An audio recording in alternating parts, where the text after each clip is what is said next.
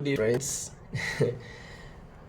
the I would like to welcome you once again to the last video I did. Someone sent me a DM and was asking about how to cope. We talked about stress and distress, and this person was now asking, okay, since we already know what is stress, distress, and even the types of stress, so that you can know the one that you fall under. Now asking, how do we now cope with when some of these issues come? Remember that the aim is that we want to prevent you from going into what we call a distress situation, because stresses are normal. Yeah, because that's why I said that initial that you have a good stress, bad stress, or positive and negative. So normally they are good. They are things that they are daily things that happen every day.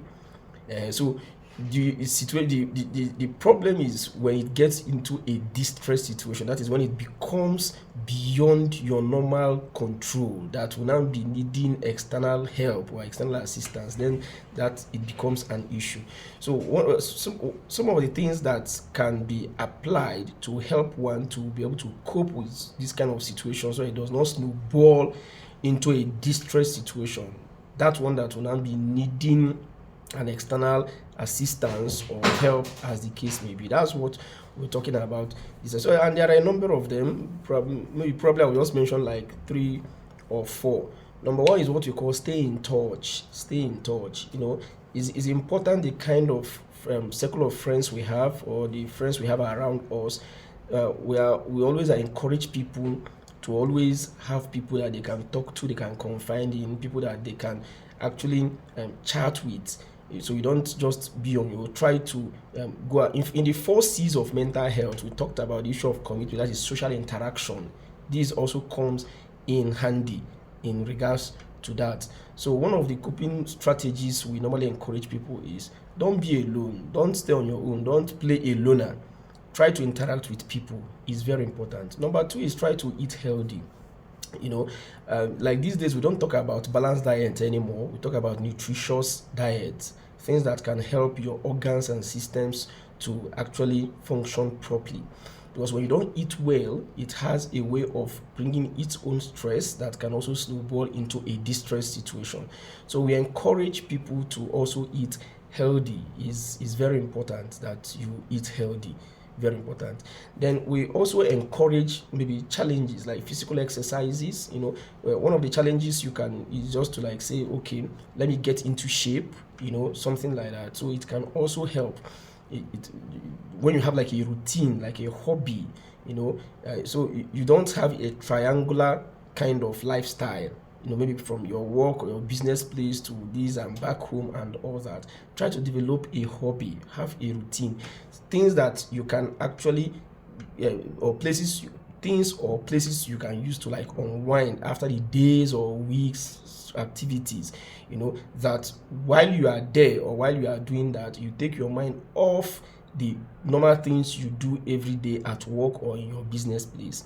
Yeah, you see some people, maybe they go to play football, some people play lawn tennis, some people go to play volleyball, some people visit some sightseeing places, some do meditation, as the case may be, some they just watch movies, some listen to music, some read books. There are a lot of them, a lot. Some they will just move around, maybe in their neighborhood, they will just take a walk, they will just do some run and all that. So some of these things, while you engage in them, it takes your mind off those stress situations. Take your mind off them, and that momentary ease that you experience would have added a lot of life to you. We say this because a lot of people are going through a lot, and the mental health issue is no longer something that we keep quiet about, and that's why we use all these platforms to bring this information. Like if you check through your surroundings, social media, a lot of things are happening, and you can never rule out the place of mental health in some of these situations, if not all actually. And that's why we try to make people to always have a very good and sound mental health, because it would have helped to cope a lot of social and societal ills. Then the next one I will mention is setting realistic expectations. It will help you. The thing, sometimes we create some of these issues. You see, like maybe when the new year is approaching or into the new year, people make a lot of new year resolutions, even things that ordinarily they know they can't keep, or setting so much high standards that they cannot even achieve. This begins to create stress for you. But when you set, or rather even get into a distress situation, but when you create realistic expectations, realistic goals, things that within your power, within your own surroundings, you can achieve, it will be very difficult for you to go into a distress situation because you'll be able to get these things done.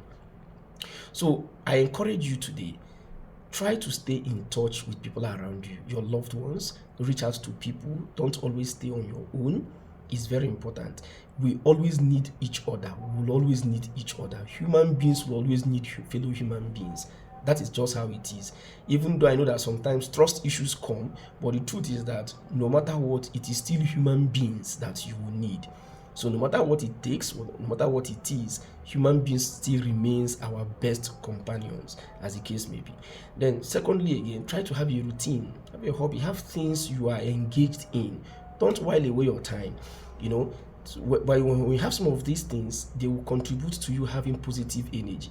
In some of my write-ups, I've talked about the issue of avoiding negative places, negative energy, negative persons.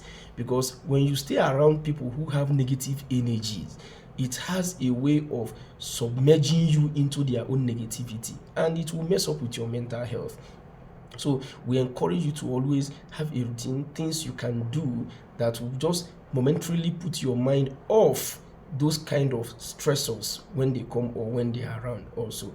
And of course, we've just mentioned to also be very mindful of the expectations you set for yourself.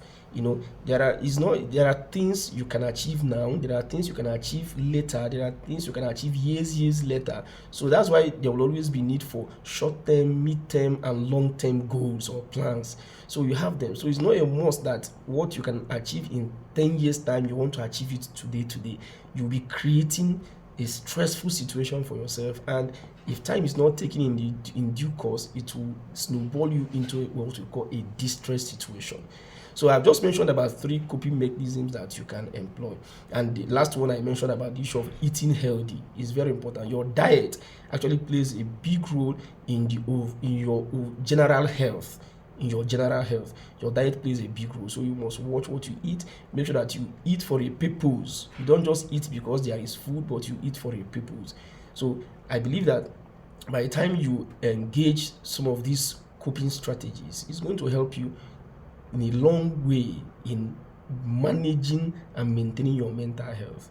So please, this mental health issue is very important, and I know that stress is one of the basics, one of the things that can bring about the issues of mental health. It can actually mess up people's mental health if they are not properly handled.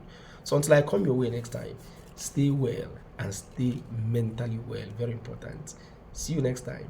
Bye.